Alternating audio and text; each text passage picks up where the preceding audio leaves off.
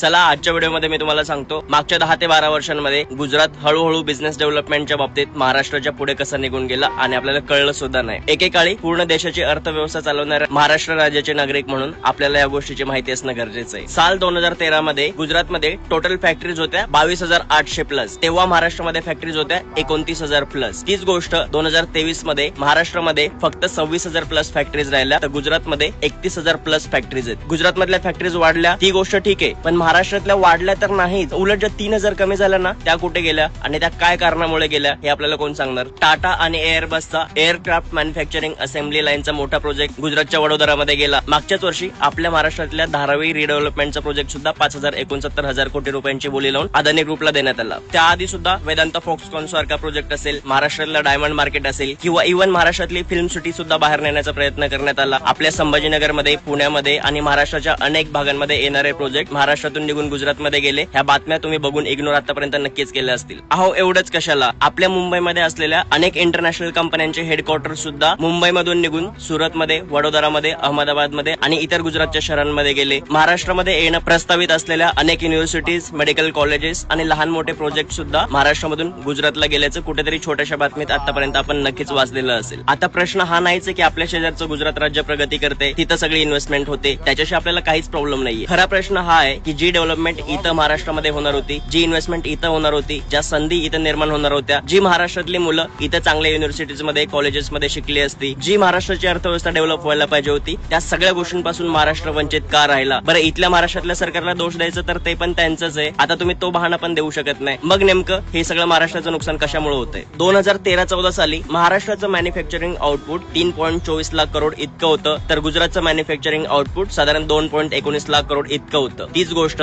2022-23 या वर्षी महाराष्ट्राचं मॅन्युफॅक्चरिंग आउटपुट 4.92 लाख करोड इतकं राहिलं, तर गुजरातचं मॅन्युफॅक्चरिंग आउटपुट पोहोचलं 6.73 लाख करोड इतकं। भलेही जीडीपीच्या बाबतीत महाराष्ट्र अजूनही देशात 1 नंबरला आहे, पण आपण गुजरातपेक्षा लोकसंख्येच्या वगैरे बाबतीमध्ये दुपटीनं मोठे आहे म्हणून ती गोष्ट आहे। अदरवाईज 2010-11 साली जो महाराष्ट्र देशाच्या जीडीपीच्या 15.2% इतकं कॉन्ट्रीब्युशन देत होता, तेच कॉन्ट्रीब्युशन आता 13.2% इथपर्यंत खाली आलेलं आहे। कुठल्या प्रचाराला बळी पडून आपण महाराष्ट्रातल्या येणाऱ्या पुढच्या पिढ्यांचं नुकसान करतोय हे कदाचित तुम्हाला ऐकायला विचित्र वाटेल, पण मला असं वाटतं की व्यापाऱ्यांचा खरं तर कुठलाच धर्म नसतो किंवा कुठला विचारही नसतो, ते तुम्हाला भलत्याच गोष्टींमध्ये अडकवून स्वतःचा स्वार्थ साधून घेतात।